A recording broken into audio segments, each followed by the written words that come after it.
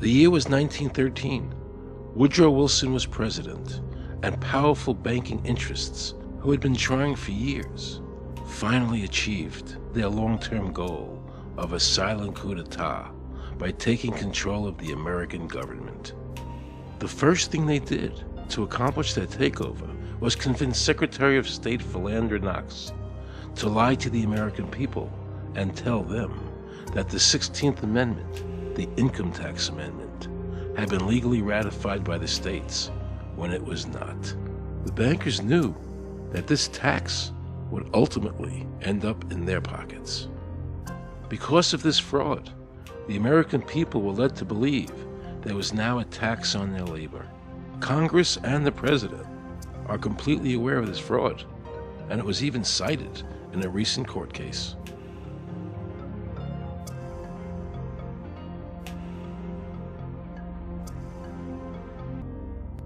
That very same year, the bankers committed their second and by far the most diabolical fraud ever perpetrated on the American people by bribing senators to pass the Federal Reserve Act without the required constitutional amendment.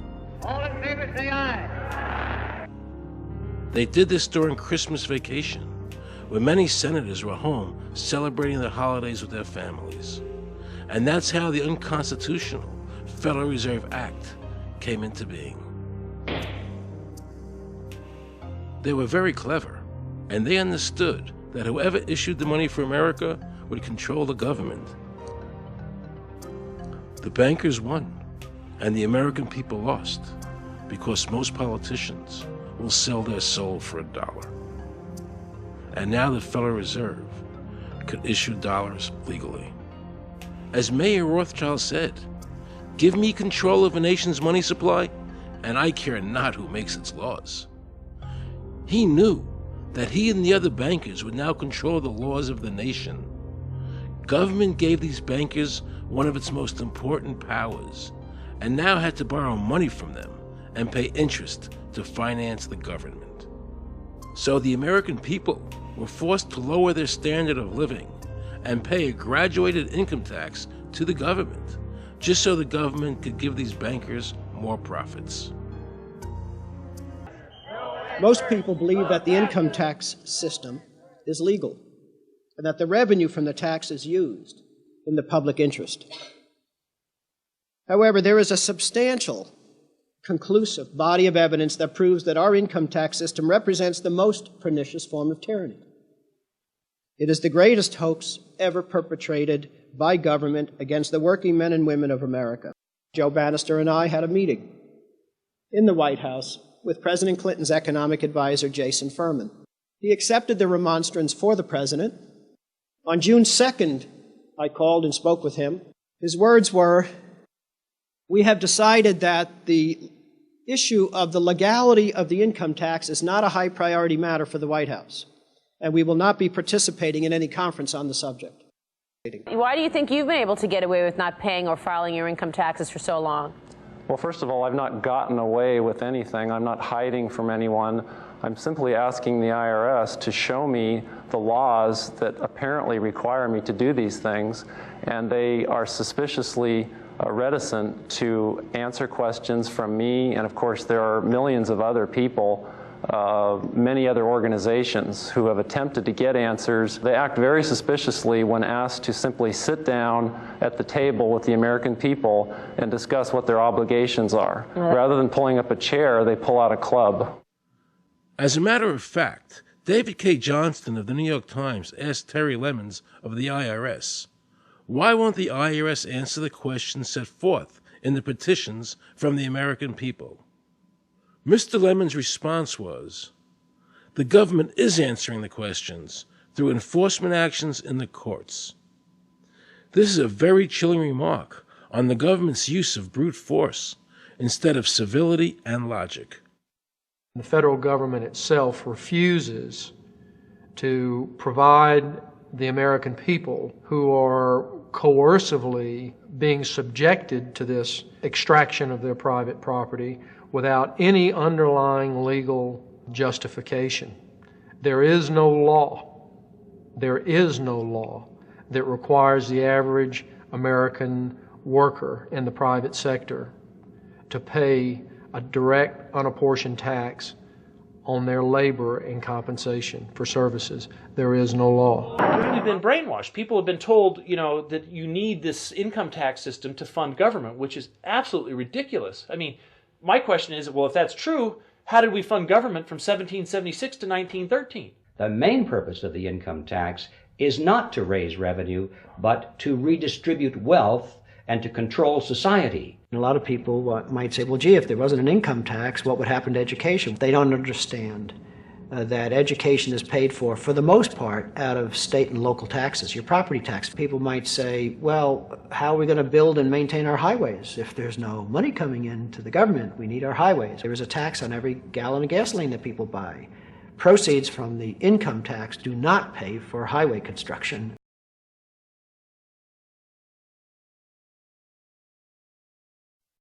You can look through the statutes and look for the law that requires you to pay. And when you do that, you can't identify a law that requires the average person in America who earns a wage and works in private business to pay an income tax. The Constitution allows for two kinds of taxes. They're called direct and indirect. The federal government in the Constitution can tax almost anything, as long as it apportions the tax if it's direct.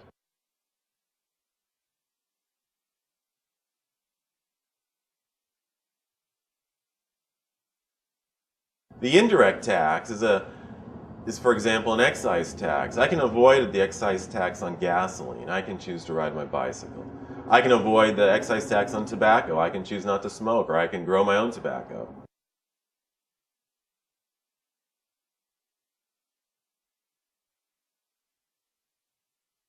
The income tax which is being applied now doesn't meet the criteria of either direct or indirect taxes.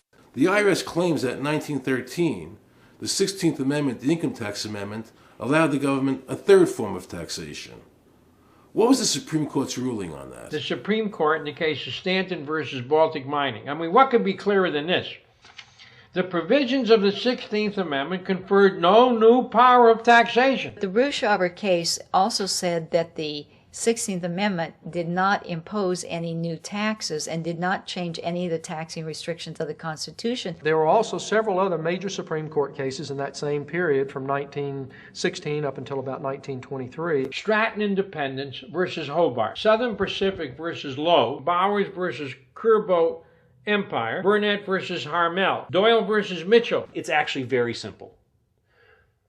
Congress tried to enact an income tax in 1894. The Supreme Court said that's unconstitutional.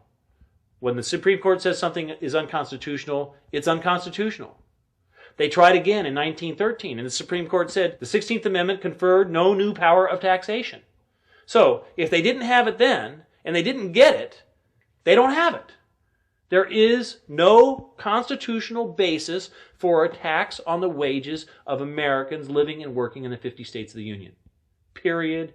End of argument.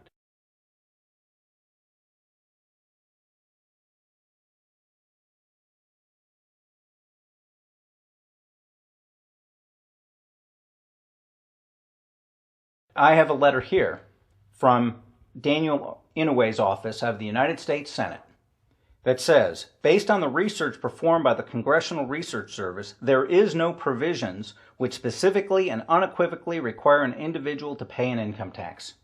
Period. End of story.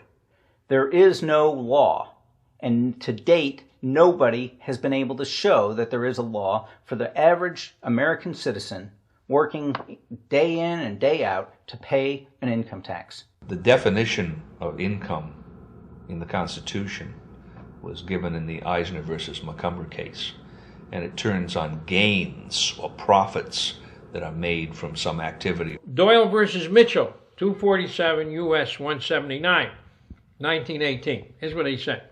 The idea of gain or increase arising from corporate activities. In other words, it doesn't mean wages, it doesn't mean dividends, it doesn't mean alimony. It means a gain or a profit arising from corporate activity.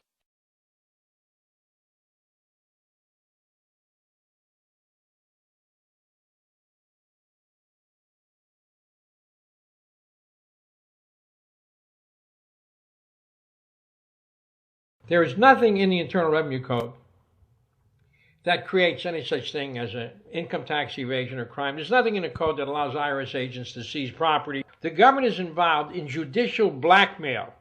The government knows that if it legally seizes somebody's property, that person doesn't have the funds and he can't even get a lawyer who can help him. I conducted investigations in the Title 18, the Criminal Code, the U.S. Criminal Code.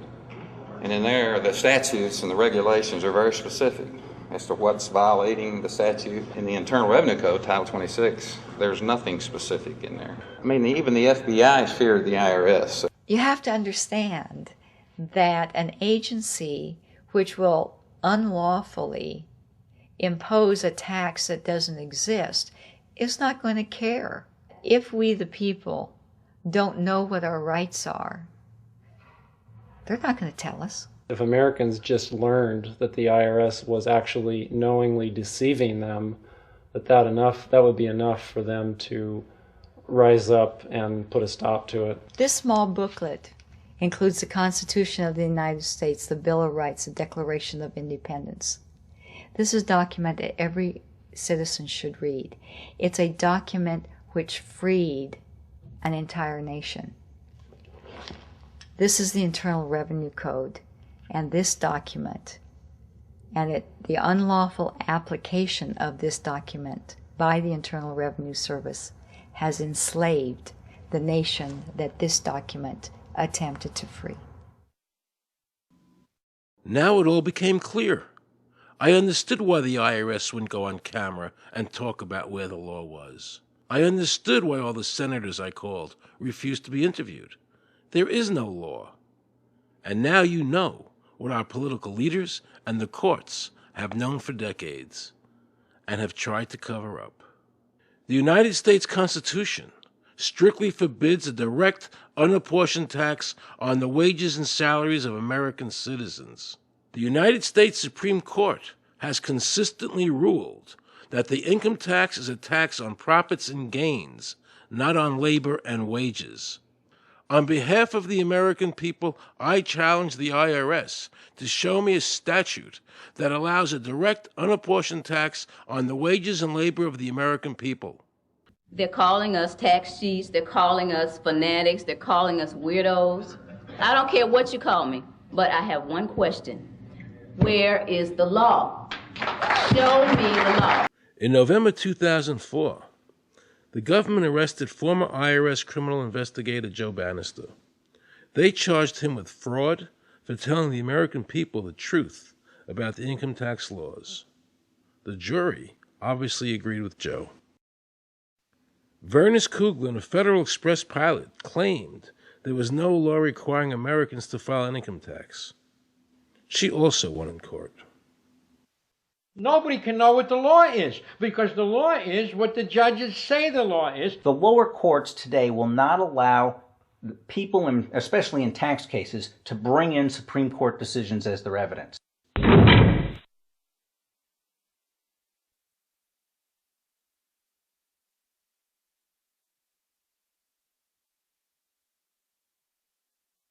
The government borrows money from a private corporation using the name Federal that prints United States on it, and then it pays back to the Fed, which is owned by private banks. We don't know who all those private banks are. The money that the government is paying back to the private bankers is the money that comes from you and me. Why in the world would the American government borrow money and pay fees on it when it has the authority to make the money itself interest-free?